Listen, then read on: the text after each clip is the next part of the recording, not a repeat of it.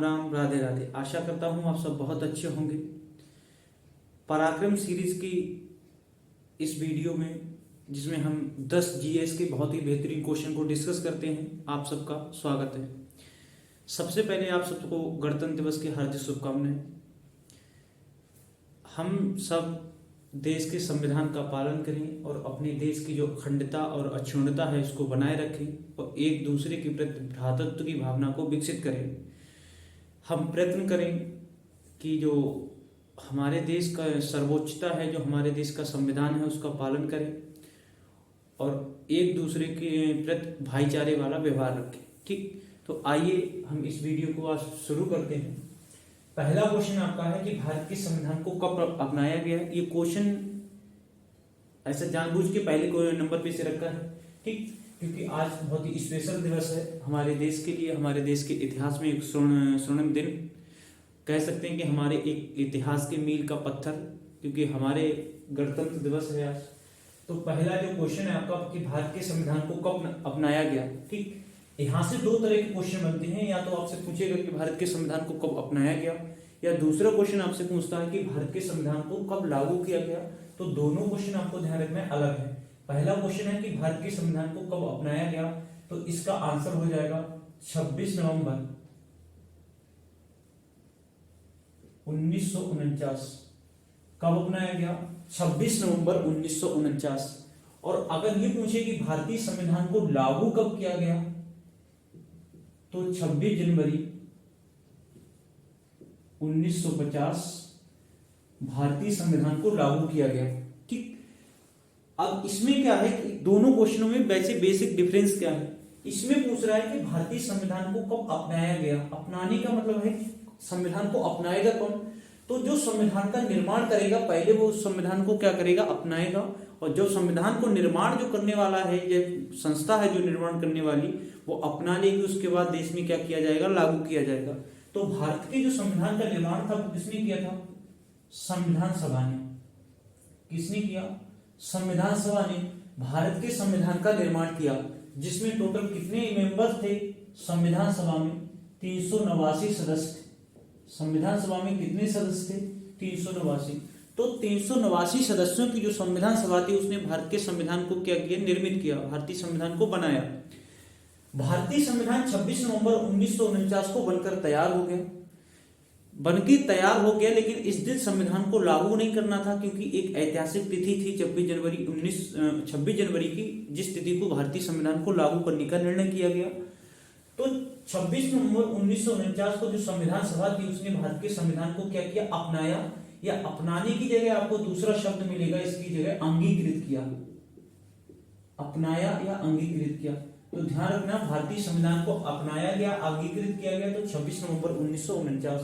जब भारतीय संविधान को अपना लिया गया, अंगीकृत कर लिया गया, उस पर संविधान सभा के सदस्यों ने जब हस्ताक्षर कर दिए, उसके बाद 26 जनवरी 1950 को जो भारत का संविधान था वो पूरे भारत में लागू कर दिया गया। ठीक, तो दो तरह के क्वेश्चन यहाँ से आपसे बनेंगे कि भारतीय संविधान को अपनाया कब गया या अंगीकृत कब किया गया। तो 26 नवंबर 1949। और भारतीय संविधान को लागू कब किया गया? 26 जनवरी 1950। और अगर आपसे क्वेश्चन पूछ ले कि भारतीय संविधान को आंशिक रूप से कब लागू किया गया, तब फिर आपका क्वेश्चन यही आंसर हो जाएगा 26 नवंबर 1949, क्योंकि 26 नवंबर 1949 को 16 अनुच्छेद लागू कर दिए गए भारतीय संविधान के। ये क्वेश्चन भी पूछ लिया जाता है कि 26 नवंबर 1949 को भारतीय जो संविधान था उसके कितने अनुच्छेदों को लागू किया गया? तो 16 अनुच्छेदों को लागू किया गया। कब? 26 नवंबर 1949 को। ठीक, नेक्स्ट जो अगला आपका क्वेश्चन है उसमें पूछ रहा है कि जो चंदावरकर का युद्ध था वो किस किस के मध्य लड़ा गया। ठीक, तो चंदावरकर का जो युद्ध था ये लड़ा कब गया, किस किस के मध्य लड़ा गया, ये आपके अगले क्वेश्चन में पूछ रहा है।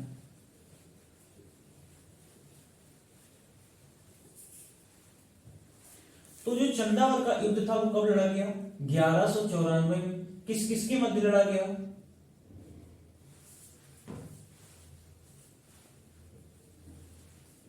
मोहम्मद गौरी और किसके मध्य? जयचंद के मध्य। मोहम्मद गौरी और जयचंद के मध्य लड़ा गया 1194 में, जिसमें किसकी विजय हुई? मोहम्मद गौरी की विजय हुई। 1191 में तराइन का प्रथम युद्ध हुआ। तराइन का प्रथम युद्ध हुआ जिसमें भी किसकी विजय हुई? गौरी की विजय हुई। किस किस के मध्य लड़ा गया था? तो गौरी और पृथ्वीराज चौहान, गौरी और पृथ्वीराज चौहान के मध्य लड़ा गया। फिर 1192 में दूसरा तराइन का द्वितीय युद्ध लड़ा गया। तराइन का द्वितीय युद्ध लड़ा गया, ये भी गौरी और पृथ्वीराज चौहान के मध्य लड़ा गया, लेकिन इसमें किसकी विजय हुई? गौरी की विजय हुई। पहले वाला जो युद्ध था तराइन का प्रथम युद्ध, वो उसमें पृथ्वीराज चौहान की विजय हुई, और तराइन का जो द्वितीय युद्ध था उसमें पृथ्वीराज चौहान की पराजय हुई और गौरी की विजय हुई। उसके बाद जो 1194 में लड़ा गया, जिस युद्ध को जाना जाता है चंदावती युद्ध के नाम से, मोहम्मद गौरी और जयचंद के मध्य, जिसमें किसकी विजय हुई? मोहम्मद गौरी। और मोहम्मद गौरी फिर इस भारत में क्या किया? मोहम्मद गौरी ने भारत में जो तुर्क शासन व्यवस्था थी, तुर्क जो साम्राज्य था उसे स्थापित किया। ठीक, तो तुर्क साम्राज्य को मोहम्मद गौरी ने भारत में स्थापित कर दिया। कब? 1194 में फाइनली जब लोग चंद्रावती युद्ध में जीत गया। उसके बाद अगला क्वेश्चन आपका पूछ रहा है कि पंचायती राज व्यवस्था का सबसे छोटा भाग होता है वो कौन सा होता है?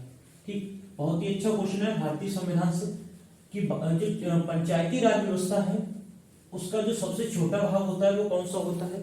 तो सबसे पहले आपको याद रखना है कि जो पंचायती राज व्यवस्था है भारत में, जो पंचायती राज व्यवस्था है वो कितने स्तरीय है?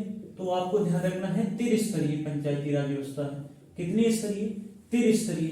त्रिस्तरीय पंचायती राज व्यवस्था की सिफारिश किस समिति ने की थी? तो आपको नाम याद रखना है समिति का, बलवंत राय मेहता समिति। किसने की थी? बलवंत राय मेहता समिति। बलवंत राय मेहता समिति ने कितने स्तरीय सिफारिश की? तो ये पूछा जाता है, ध्यान रखना त्रिस्तरीय। और वर्तमान में भारत में कौन सी पंचायती राज व्यवस्था है? तो त्रिस्तरीय पंचायती राज व्यवस्था है। ठीक, अब इसमें पूछ रहा है कि पंचायती राज व्यवस्था का सबसे छोटा भाग कौन सा होता है? तो पहले तो हम देखेंगे वो त्रिस्तरीय पंचायती राज व्यवस्था के 3 स्तर कौन कौन से होते हैं। ठीक, तो सबसे छोटा जो भाग होता है वो होता है ग्राम स्तर पर। ग्राम स्तर पर जो सबसे छोटा भाग होता है वो होता है ग्राम पंचायत। क्या होता है? ग्राम पंचायत। ठीक, तो ये पंचायती राज व्यवस्था का कौन सा हो जाएगा? सबसे छोटा भाग हो जाएगा। और ग्राम पंचायत का जो प्रमुख होता है वो कौन होता है? ग्राम प्रधान होता है। ग्राम पंचायत का जो प्रमुख होता है वो कौन होता है? ग्राम प्रधान होता है। उसके बाद आता है ग्राम स्तर के बाद मध्य स्तर, या इसे कह देते हैं खंड स्तर। मध्य स्तर या खंड स्तर। मध्य स्तर या खंड स्तर पे क्या होता है? इसे कहते हैं क्षेत्र पंचायत। ये क्या होता है? क्षेत्र पंचायत। और क्षेत्र पंचायत का जो प्रमुख होता है वो कौन होता है? जिसे आप ब्लॉक प्रमुख के नाम से जानते हैं। इसे खंड प्रमुख भी कहीं कहीं लिखा मिलेगा आपको। तो खंड प्रमुख का ब्लॉक प्रमुख होता है, वो दूसरे स्तर की जो व्यवस्था होती है उसका प्रमुख होता है। और तीसरी पंचायत राज व्यवस्था में जो तीसरा स्तर होता है, जो सर्वोच्च स्तर होता है, वो होता है जिला स्तर पर। वो किस स्तर पर होता है? जिला स्तर पर, जिसे किस नाम से जाना जाता है? जिला पंचायत। और जिला पंचायत का जो प्रमुख होता है वो कौन होता है? जिला पंचायत अध्यक्ष। प्रमुख कौन होता है इसका? जिला पंचायत अध्यक्ष।